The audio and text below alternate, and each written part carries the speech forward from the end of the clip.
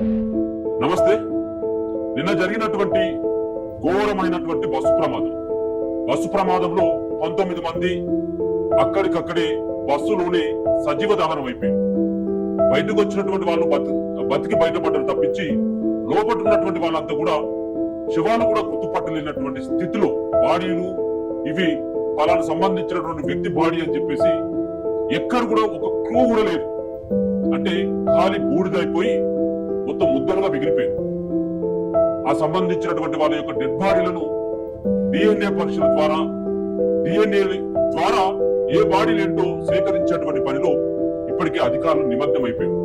So చివరి చూపు కూడా కడచూపుకు సైతం కూడా కుటుంబ సభ్యులు నోచుకునేటువంటి రీతిలో ఆ సంబంధించినటువంటి వి కావేరి బస్సులో ప్రయాణిస్తున్నటువంటి 19 మంది. సో ఈ 19 మంది వి కావేరి వేమూరి కావేరి సంబంధించినటువంటి ట్రావెల్ బస్సు చివరికి ఈ విధంగా అయింది. బస్సు ఈ విధంగా అయితే బాడీలు ఏ విధంగా ఉంటాయో మనం అర్థం చేసుకుంటాం. సో ఖాళీ బూడిదైపోయి అసలు మొక్కలు కూడా లేవు. ఒక ఘోరమైనటువంటి ప్రమాదం. దేశంలోనే ఒక రకమైనటువంటి బాధ కలిగించేటువంటి అంశం. దీని పట్ల చాలా మంది స్పందించడం జరిగింది. కేంద్ర రాష్ట్ర ప్రభుత్వాలు సైతం కూడా ఎక్స్ప్రెషన్ చెల్లించింది. సో అది కాదు ముఖ్యంగానే ఈ ప్రమాదానికి గల కారణాలు ఏంటో ఇప్పటికి సైతం అందుబాటులేనటువంటి విధంగా ఉంది. ఎందుకంటే ముఖ్యంగా ఈ బస్సు ప్రమాదానికి ముందు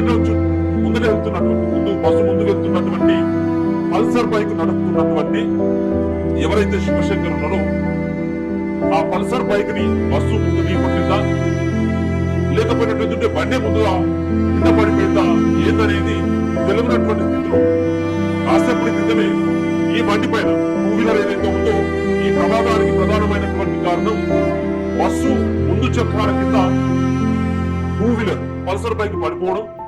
ఇమ్మీడియట్ గా ఆ బైక్ ఉన్నటువంటి ఆ ట్యాంక్ ఉన్నటువంటి ఆ పెట్రోల్ ట్యాంక్ ఉన్నటువంటి ఆ మూత ఊడిపోయి ఇమ్మీడియట్ గా 200 నుంచి 300 మీటర్ల మేర ఆ బస్సు చక్రాల కింద నలిగిపోయినటువంటి పల్సర్ బైక్ ని నెట్టుకపోవడం వల్ల క్యాప్ ఊడిపోయి నిప్పురవ్వలు చెలరేగి అకస్మాత్తుగా బస్సు అడ్డుకొని ఆ బస్సులో ఉన్నటువంటి వాళ్ళందరూ కూడా చనిపోయారని చెప్పేసి చాలా మంది అనుకున్నారు.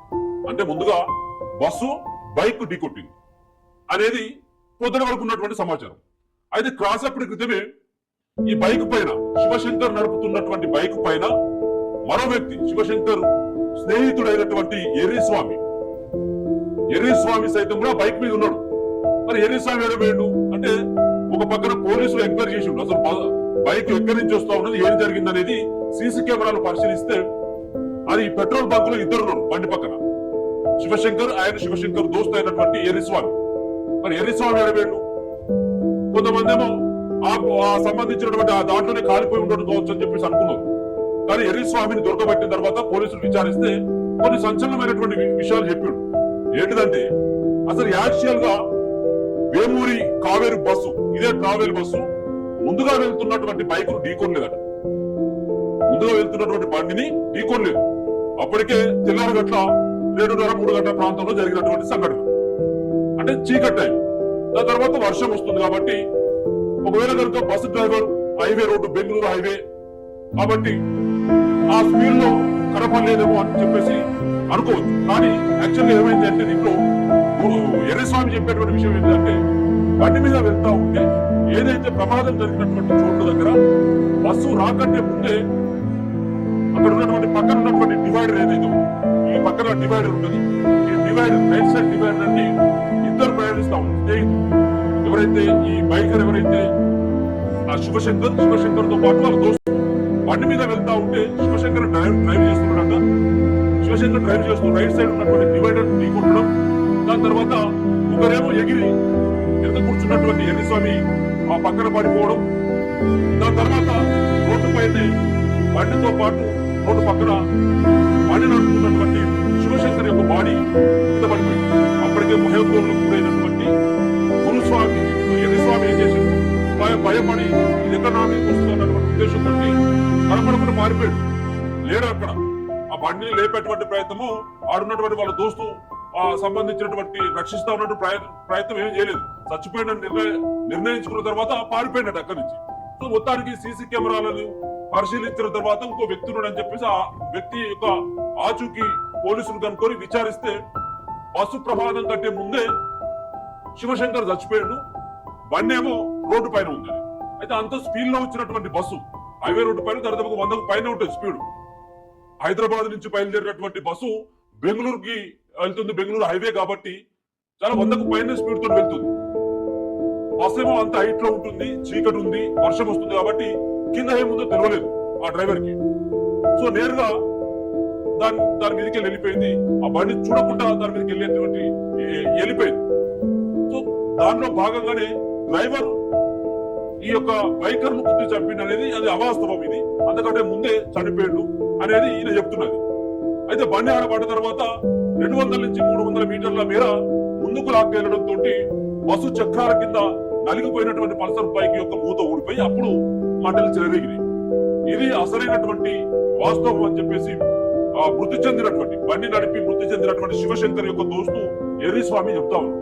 సో ఏదేమైనప్పుడు కూడా ఈ ప్రమాదానికి గల కారణాలు ఏ విధంగా ఉన్నప్పటికీ ఎట్లున్నప్పటికీ కూడా అమాయకమైనటువంటి తెల్లారితే తన కుటుంబంతో గడుపుతాం, తెల్లారిన తర్వాత వాళ్ళ ఊరుకు చేరుకుంటాం, తెల్లారిన తర్వాత మళ్ళీ జాబ్ లోకి వెళ్తాం, విధుల్లో పాల్గొంటాం అని చెప్పేసి ఎన్నెన్నో కలలు కన్నటువంటి ఆ యొక్క రాత్రి వాళ్ళకి కాలరాత్రి మిగిలిపోయి మొత్తానికి ఆ శవాలు సైతం కూడా గుర్తుపట్టలేనటువంటి స్థితిలో వాళ్ళు మిగిలిపోయారు. ఒక పక్కన బస్సు సంబంధించినటువంటి బస్సులో ఉన్నటువంటి అనేక రకాలైనటువంటి లోపాలు కావచ్చు. ముందుగానే ముందుగా ఆ చక్రాల కింద పడడంతో బస్సు డ్రైవర్ అలర్ట్ అయిపోయినా, లేకపోతే మంటలు చెలరేగినప్పుడు డ్రైవర్ సైతం కూడా పట్టుకున్నటువంటి వాళ్ళని లేపినా గానీ ఇంత పెద్ద ప్రమాదం ఉండకపోవచ్చు. అలాగే అక్కడ ఉన్నటువంటి డోర్ ఓపెన్ కాకపోవడం, మిగతా సంబంధించినటువంటి ఎమర్జెన్సీ డోర్లు ఎక్కడ ఉన్నాయో ప్రయాణికులు సరైనటువంటి అవగాహన, ఆయా సంబంధించినటువంటి బస్సులకు సంబంధించినటువంటి డ్రైవర్లు కానీ దాంట్లో ఉన్నటువంటి మిగతా వాళ్ళు ఎవరు కూడా అవగాహన కల్పించకపోతుంది. చాలా మంది దట్టమైనటువంటి పొగలు కప్పుకోవడంతో ఎక్కడ డోర్లు ఉన్నాయో ఇంటి నుంచి బయటపడాలో తెలియక కొంతమంది డోర్ల పక్కన ఉన్నటువంటి అద్దాలను పగలు తీసుకుని బయటపడితే దాంట్లో 44 మంది ఉన్నటువంటి ఆ బస్సులో 19 మంది విగత జీవులుగా శరీరాలను కూడా గుర్తుపట్టలేనటువంటి స్థితిలో ఒక బూడిది మాత్రమే మిగిలిపోయినటువంటి ఒక దురదృష్టకరమైనటువంటి సంఘటన జరిగింది. సో ఇది ఇప్పటికీ ఎవరు కూడా జీర్ణించుకోలేనటువంటి అతిపెద్ద ప్రమాదంగా చెప్పుకోవచ్చు.